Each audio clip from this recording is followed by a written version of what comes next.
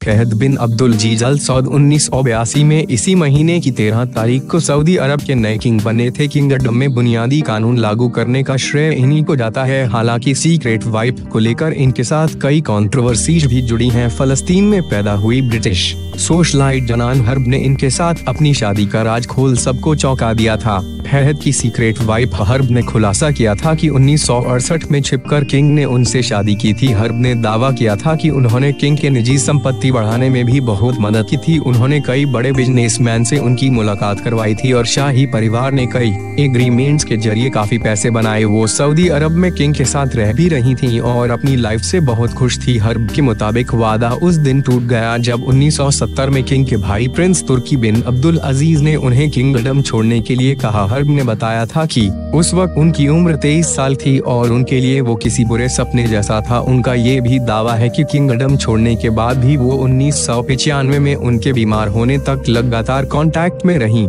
Saudi के शाही परिवार का यहूदियों का वंशज होने का दावा। कई इतिहासकारों ने दावे किए हैं कि सऊदी का शाही परिवार यहूदियों के वंशज है। इनका संबंध यहूदियों के हज़ार ट्राइब से है। इराकी इंटेलिजेंस के डॉक्यूमेंट के मुताबिक मोहम्मद सखीर ने इस बारे में ये खुलासा किया था जिसे शाही परिवार ने जान से मारने का आदेश दे दिया था। सऊदी के किंग फैजल ने भी एक इंटरव्यू में कहा था कि हम सऊदी के शाही परिवार के लोग यहूदियों के चचेरे भाई बहन हैं। प्रिंस माजिद बिन अब्दुल्लाह और सेक्सुअल हैरेसमेंट केस। रिपोर्ट्स के मुताबिक prince Majid bin Abdullah bin Abdulaziz Al Saud ने लॉस एंजिल्स के अपने घर में अपनी ही फीमेल वर्कर्स को जबरदस्ती सेक्सुअली हैरेस किया था। बाद में उन महिलाओं ने खुलासा किया था कि उन्होंने भागने की कोशिश की थी लेकिन गार्ड्स ने दरवाजे बाहर से लॉक कर दिए थे। प्रिंस ने अपने वर्कर्स को रिलेशन न बनाने पर जान से मारने की भी धमकी दी थी। इस मामले में केस भी दर्ज हुआ था लेकिन प्रिंस सऊदी के भाग निकला। सूडान के रहने वाले अपने नौकर की ले ली थी जान। Saudi prince Saud bin Abdulaziz bin Nasir Al Saud ने अपने नौकर को इतना टॉर्चर किया कि उसकी जान ले ली। प्रिंस ने ट्रायल के दौरान टॉर्चर की बात मानी भी थी लेकिन मर्डर की बात से इनकार कर दिया था। ये लंदन के एक होटल में हुई थी। हालांकि बाद में लंदन के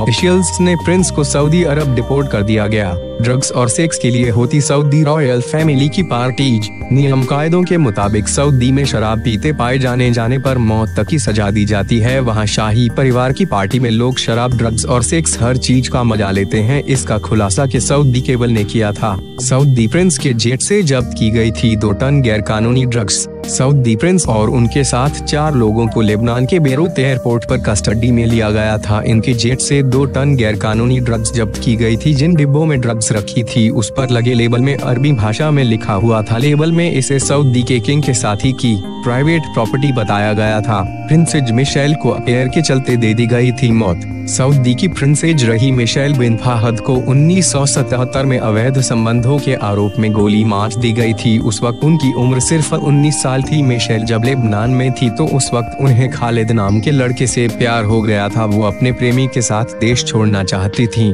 लेकिन उन्हें एयरपोर्ट पर पकड़ लिया गया और ट्रायल के बाद मौत की सजा सुनाई गई। किंग फैजल का उन्हीं के भतीजे ने किया था मर्डर। सऊदी किंग फैजल इब्न मुसैद का उनके ही भतीजे प्रिंस ने मर्डर कर दिया था। फैजल लोगों की भीड़ को एड्रेस कर रहे हैं। उसी दौरान उन्हें गोली मारी गई थी। इसके बाद प्रिंस को अरेस्ट कर लिया गया और सिर कलम कर दिया गया।